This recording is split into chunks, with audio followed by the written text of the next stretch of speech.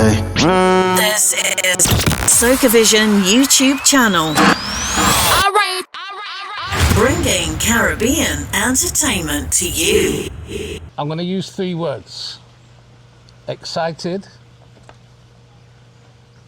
anxious, and honored. I have, there's certain artists that I watch and I think to myself, I need to interview them. And maybe 3 or 4 years ago, I remember talking to JP and saying, boy, I had to talk to Freetown. And I'm a very big believer in stars aligning, and the time is now right. We're here in Tobago, and I have, and excuse me if I mispronounce, Mohammed and Lou from Correct. Freetown. Correct. My first question is, explain who Freetown Collective is, because it's much bigger than just the 2 of you. So if you could explain that first. So about 20 years ago, I would say, maybe 18 years ago, a piece of history was brought to my attention that in the mid-1800s, a group of West Africans came to Trinidad of their own volition, and they came as free people with contracts. They were indentured workers. Now, we are never told this about African history in the Caribbean. We are always told that we were enslaved. But there were people who chose to come here. Now, imagine the audacity of these people, right? To come into the colonies. Rich Africans bought land in Trinidad, established their own village. Try and understand the level of revolution that is. And these people would find enslaved people, buy their freedom, bring them onto the Freetown compound. They would work, pay them back, and then the cycle would continue. And they had predecessors like Mohammed Bath, who actually had a repatriation movement before them, right? So the name Freetown was this village that these people established. It is well known on the street, but the name was wiped out by the French when they came, and they called it Belmont. And for years and years and years, it was called Belmont, and nobody had any idea, and the wider public, of what Freetown was. That knowledge came to me about 18 years ago. And when that knowledge came to me, it really struck me, because I looked around the community and I said, this could not be what these people intended. They have a drug block two blocks away from my house. You know, the whole way that the community is. When they dreamed of what they dreamed of, it couldn't be this. All right, what was their dream? And how do we bring that dream back to life? And the idea was, it has to be born in you first. You have to see it. So am I ready to call myself a Freetown? Am I ready to say that I am of the lineage of these people? What do I have that could bring it into the world? Just music like that, you know, and my behavior, the way I carry myself. So I believe first, and I take it to this brother here and I say, hear this now. What do you think about this? Through the music. And he heard the song. And he said, can I put a verse on that song? Then he explained, and through reasoning and through, you know, I tell people all the time, me and this man been having a 16-year conversation. You understand? So through reasoning and through talking, etc., we come to realize that we share a lot of the same values. We formed the original Freetown along with another young man by the name of Keegan Maharaj at the time. And from there, the idea spread to other people, forming a larger community. And the idea is that everybody who comes in contact with us or the music becomes in and of themselves a Freetown, and that wherever they go, they will free other people who will in turn free other people. That's the whole concept. So Freetown Collective. And that expanded to the band that we have now. So Muhammad, lead singer, myself, musical director, and we have Jaron Rokas, Remy on samples and bass, and we have 3 of the greatest supporting vocalists, I would say in the world, but to be safe, I'll say in the Caribbean, Tashana Williams, Melanie Joseph, and Shanna Joseph. And behind us, we have an amazing supportive team. All of us are Freetown, but I would even say the way that we live out that philosophy of Freetown that Muhammad explained, he comes from a Muslim background. I come from Rasta. Technically, we're supposed to be fighting according to the streets, but that's also Freetown, Rasta Muslim. Trinidad, Tobago, that's also Freetown. He has a mixture of African and East Indian and Polynesian descent. I don't know what's in my ancestry, but also coming together and just focusing on what unites us so that we could build on that. That also is the legacy of Freetown. To describe Freetown Collective is very, very difficult, and that's a good thing. That's not a negative in any sense. They are, if you follow them on Instagram and just watch their normal behavior, as Muhammad said earlier on, they are very, very deep. You know, when they speak with such a passion, and that shows through their music. I'm gonna skip a lot of your career for the moment. We will go back, but I want to go to Take Me Home, because it has become an anthem. An anthem not only for the living, but an anthem for the dead. We had this conversation yesterday. I don't know of a funeral since last year where that's not the song where the person is going out. How did you feel about the success of Take Me Home? You know, as you're saying, when you're saying that, all of a sudden I just get so emotional because I didn't think about it before. But Take Me Home, that would have been the eternal cry of our ancestors for hundreds of years. Yep.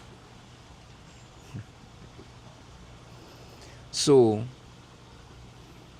we have been told so many times that who we are is not palatable in this space. For so long, we felt as though we didn't belong in Carnival. We had no voice and no space to express ourselves in that place. Because what has happened is that capitalism does what it always does. It came in and it ate us. And when it ate us, it said, oh, we like this particular taste of you. These other things we don't like. Traditional mass, we can't sell that widely. Calendar, calypso, we can't sell these things widely. Soca, yeah, we could sell that. But only this part of soca. Black women, yeah, we could sell that, but only this part.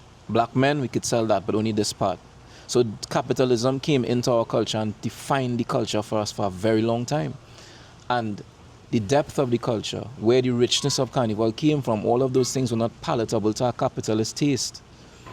And so people like us who coming from a place of wanting more of it, felt like we didn't have a place. When we wrote Take Me Home, you played it for certain people before it came out, and you did, you know, all around is fire and flames. People like, you can't sing that. Nobody want to hear that on the road. You know, these are negative things. There's almost a rule among soca writers that they don't use negatives in soca songs. You understand? Mm-hmm. I'm telling you, as somebody that's been in rooms writing some of these songs, they tell you, you know, we don't use negatives in none of these soca songs. It's always positive. But it's not the reality of our reality. And so for a song like Take Me Home to spread like wildfire, for the people to adopt it, not as, hey, we really like this a hit. No. This is one of our songs. This will live on. It means that in us, what they have tried to kill is not dead.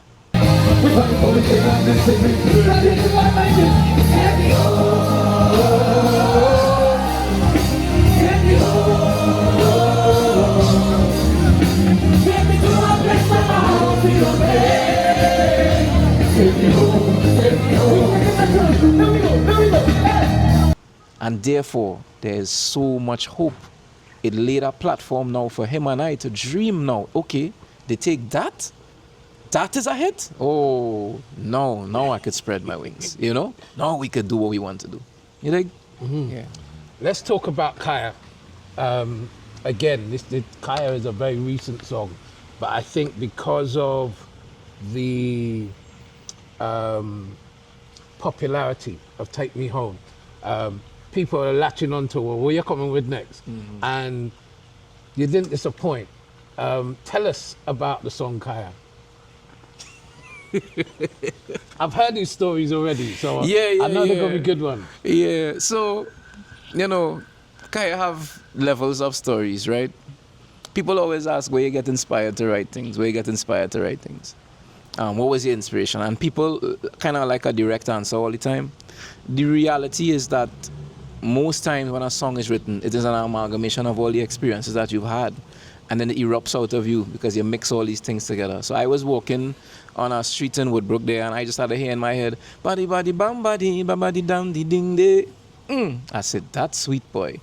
And then she have a pot on the fire burn a flame when she cooking. She have a government name, but I call she good looking. When I get that line, I was like, yeah. This. Can I just say that that is one of the hardest lines in history. Hardest lines in history. When you write those things, it's very clear that divinity exists. Because you cannot sit down and structure that. There's no way to structure that. That comes out to you or it doesn't come out to you. Yeah. You know? And I was real proud when I think that I remember getting it and sending it to him one time on a voice note. I say, hey, I catch something here, boy. We have to go buy my phone, boy. I catch it here, boy. And when he heard it, he was like, I like that. You know? The chorus wasn't a part of it initially, but as I kept singing it over, and this is how I find my music plenty times, right? I will write and write, and I sing and I sing and I sing. Find one line, sing it. Next line, sing it. And then the chorus kind of erupts. And the chorus came as Kaya, which is actually a person that exists in my life, right? She's not with me. She's not my woman. But she's somebody that has had a great effect on me. She is like sunshine to anybody who knows her, you know what I mean? She's been representing the Caribbean as a model for a long time. She represents the brand Kuya, all these things. Amazing, amazing human being. And so that came, you know? And I think about all the women that I have encountered who have taken me out of dark places into light places, who have taught me great lessons, you know? And cooking and food has been such an instrumental part of that. I have been healed in so many kitchens and by so many plates and dinners and things by women, you know? And so this song is a song of praise for the women, you know, the ones who, through everything, you know, they have a little one tin of peas and a little pound of rice somewhere, and they make miracles for the family and thing, you know what I mean? This is that, you know? So you could say what it is for you, but that is what it is for me. The Caribbean women are very special, and there aren't clear ways to measure how Caribbean women have affected the world in corporate spaces, in art and entertainment spaces, in spaces of film, and even in academia. But Caribbean women have always been leaders of the pack wherever they are.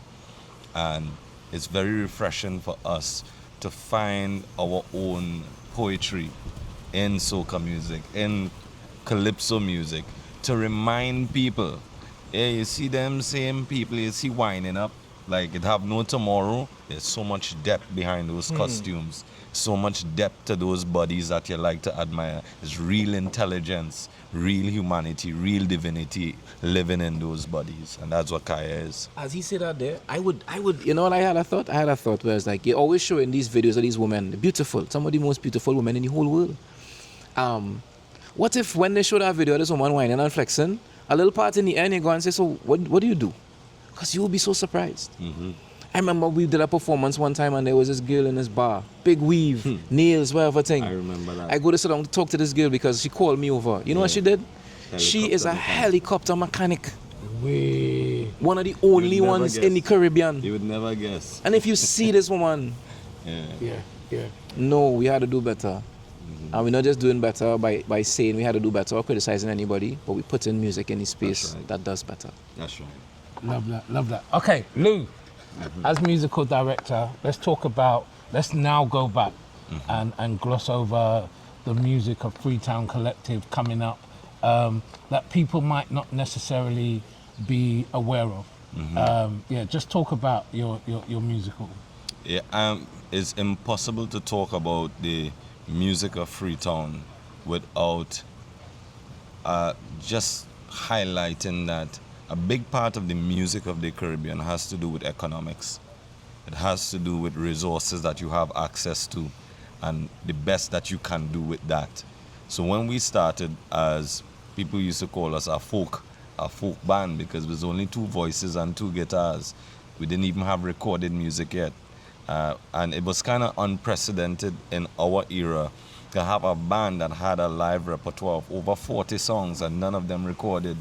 But we would have full-length concerts and having supporters, we call them our Freetown residents, who will come out and sing those songs word for word. But it was us doing the best that we could do. We didn't have a studio yet. We didn't have resources to invest in studio time yet, but we didn't wait for that to happen. We said, what's the best we could do? The best we could do is write some good songs, learn to sing, learn to play an instrument, and see if anybody will come out and want to listen to that. And we did that for about 4 to 5 years before our residents, our supporters got angry. They literally would come up to us after shows and say, hey, when is the album coming out? Why are you doing this to us? We're not coming another show unless there's recorded music. And that forced us into studio to try to capture some of the magic that we got from them at these live shows and what we were writing. And we locked in with a producer called Sheriff. And we weren't able to replicate some of those older songs, but man, we made magic. There's a song called Space for Heart. Every year at a certain point, we get a lot of wedding bookings just to perform that song. Then Sheriff is the same producer who produced Differentology and Carnival Tabanka for Bungie Garlin. And we did an entire album, and that, I would say, was the beginning of us being recognized as serious recording artists. From that, we went to Static. We did Cassandra with Static. It was the first time that we kind of started dabbling with the theme of singing odes to our women, like as openly as that, and that drastically changed how we perform. There's a song that we did with Sheriff shortly after we did the album called Where I Am. It was our first attempt into soca music, and we didn't know nothing. We tried to release that January of a soca of a carnival season. Radio stations don't have time to pick that up in the rotation, but there isn't a set that we could perform Where I Am now, and people don't feel like we're speaking directly to each of them individually. So that opened the door for us to work with a number of other producers. We dropped an album this year called Beyond the Machine. A very gifted producer. Well, it's a duo called Black Gold. One of them is the daughter of Beres Hammond, Natasha Hammond, and Ian Lee from South Trinidad. An amazing body of work. But we realized that we have to do both. We have to give the culture their offerings, which would be the festival music, but we also have to make the reflective music, because there's a power in soca and calypso that can't be replicated by any other music. There's a power to move people first and have them think after. They dance and then they say, oh shucks, I don't realize what they're saying there, you know. But there's also a power to saying, you know, this is a song that is not necessarily for excitement or to sit with your own thoughts. This is the 10 minutes you're getting ready to go to the fete, and you don't necessarily want to start the energy there. You want to start prayerful. You want to, you know, be in a frame of mind where we're grateful to be alive. So the musical journey for us has always been making the very best of what we have available to us. Based on what Lou just said there, as you know, I'm not from Trinidad, although people will say I'm very Trini-ish. I've been coming. I wouldn't, I guess. Nobody does. Nobody. No, I thought you had Trinidad roots. No, well, my Trinidad roots are my wife, really. So what? Wait, just now. You trying to tell me you not from Carapichaima? You not a South? You not?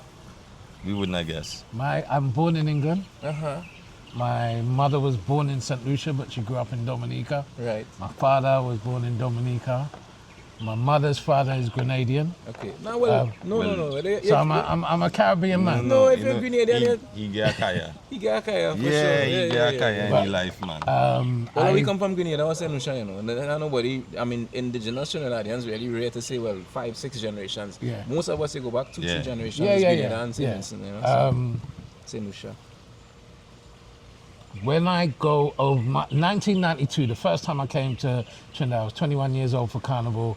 I didn't know anybody too well, and I was staying with Princess Natasha in Morvat. And she had a friend, Inspector Natty. Always remember this. The night I landed, it was a Tuesday night, and Natty borrowed the family car and said, come, let's go for a drive. And we went over the Lady Young Hill. and the view that I got.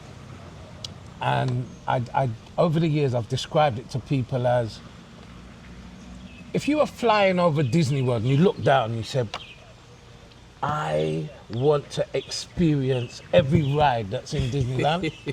When you're going over the Lady Young Hill and you look into Port of Spain and you know that Carnival is happening and you think to yourself, it's going to take me years to cover everything that's happening inside that city. Yeah.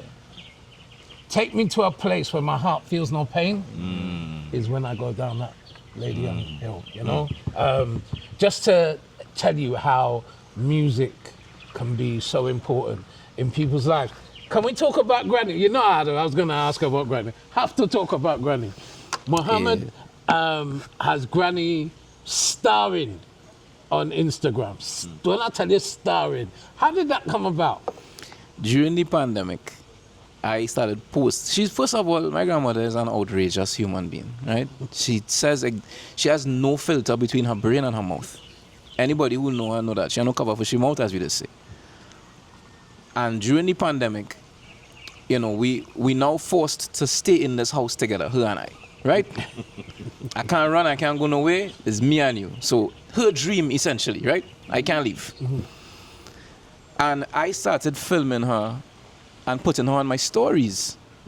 And when I would put her on my stories, the response from people would be just, who is this woman thing? It would be, you know, whole day after I put her on these stories. And I always said, I need to give her an Instagram, and I need to give her an Instagram. But I kept thinking, this is going to be so much work once I start doing it, whatever. And then after the pandemic, I said, you know what? We found out she had Alzheimer's. And I realized that my nieces and nephews would not know her in the way I knew her. That version of her was disappearing. I said, I have to capture some of this, you know? And if I go and try to record it on my phone and store it somewhere and then do a document, no. Let's do this living day to day.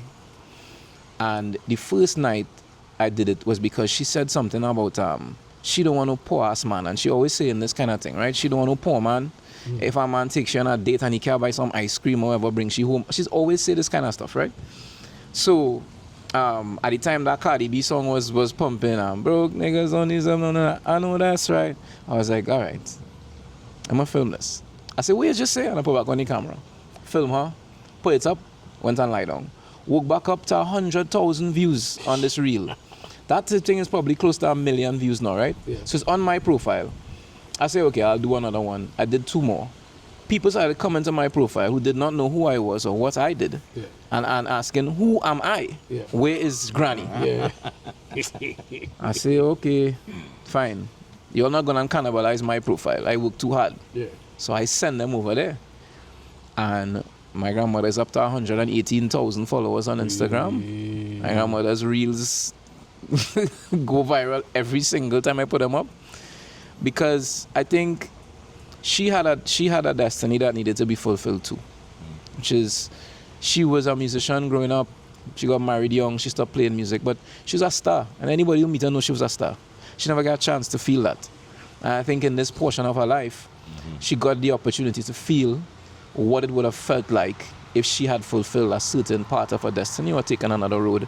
And to me, that's real beautiful that could be offered to her at this moment in her life. She goes everywhere and is recognized everywhere. She gets free food, free this, free that. She is literally an influencer. Yeah, she gets paid to do things. She loves it. You know what I mean? And for her at this age to be going through this, she's 19 next year. It is the most amazing thing for me, and I'm very, very, very grateful. She has become what she should have always been, a national treasure. I love that. That's beautiful. That is beautiful. And I took so much joy just watching the interaction between you and Granny, and just the way that she carries herself is amazing. Not too long ago, I got a message on my phone saying that a new album is being released. Can we discuss that? Well, it was. Yeah, it was released. Today? No, that was August 1st. What's the name of the album? Beyond the Machine. No. This is not my phone. Another thing you're talking about? Yeah. Is there something else coming? I released an album called Blue Food. Oh, Okay. I know All it right. had a blue in it. Yes, right. right, Okay, so- yes. Let's hear about this. So originally, I am from Tobago, and part of the magic of Freetown, where our songwriting and our composition takes place, is Tobago has a well, you're in Tobago. Tobago has its own vibration, Yeah. its own culture, its own timing, its own magic, and I take that with me everywhere I go. So I thought that it was important for the residents of Freetown and also the people of Tobago to be visible, because that's another chapter of Freetown that we are embarking on. It's easy for Trinidadians to feel as though whatever is created in Trinidad applies to Tobago by default because we're Trinidad and Tobago.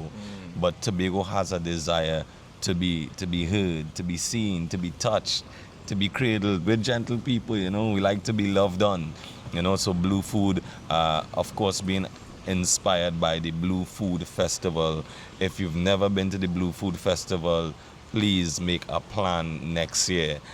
There's everything made from dasheen. You could get dasheen pie, dasheen ice cream, and anything that you could think about. But also Blue Food is a metaphor for who we are as a ground provision kind of people. We are accustomed taking it out of the ground, getting your hands dirty, because a lot of us grew up in a time where buying macaroni pie in Massey wasn't possible. You know, you couldn't go in the grocery and buy callaloo that was pre-made. You had to go to the garden and get your hands dirty. And even if you didn't have a garden and you went to the market, it still wasn't wash off and then no cling wrap.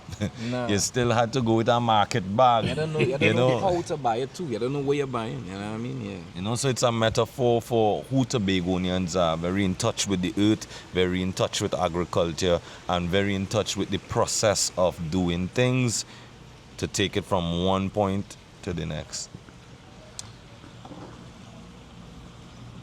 I'm feeling very pensive at the moment. The reason being is I had no idea you were from Tobago. Yeah, man. And Socavision UK, we're here to promote Tobago Carnival and Tobago. We are happy to have you. You know, and I had made the decision to come over to Trinidad and Tobago. And I said, what's up in Trinidad? I'm going to see if I can lock down a few interviews as well. I approached you guys, Dwayne Bravo, Maximus Dan, MX Prime as he's known now, Lem Boozy Sharp. There's a few that I said I got locked down in Trinidad. Okay. We could bust that by. And You can tell them. Yeah. huh? Yeah.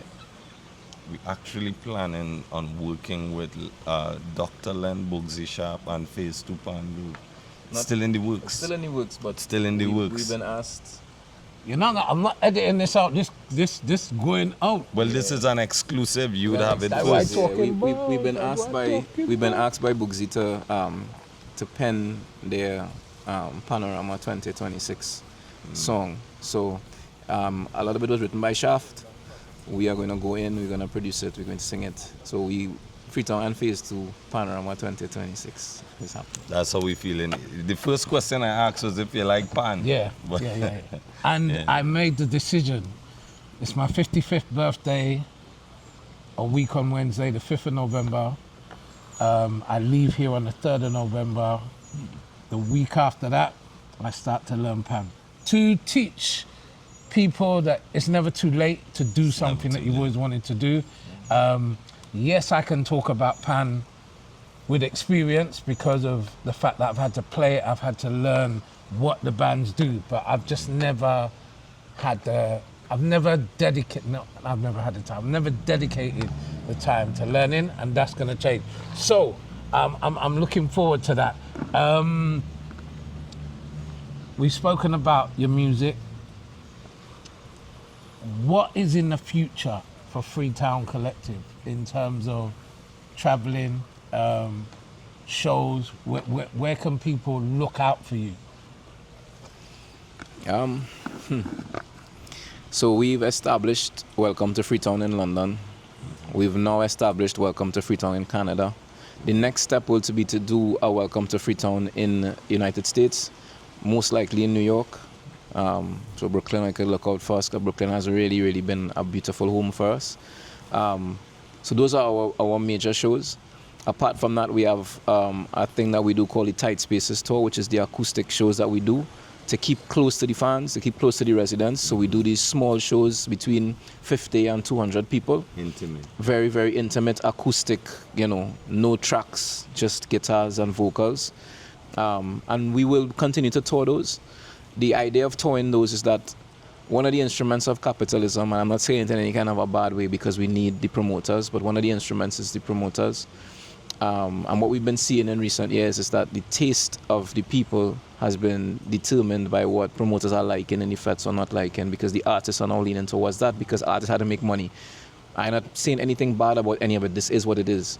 So we must now establish an ecosystem outside of that where the artists can say what they need to say and to talk to the people. So we are trying to establish a route that is outside of the FET circuit for artists who may not exist in the mainstream, and even for mainstream artists who have music that they can't sing on these stages.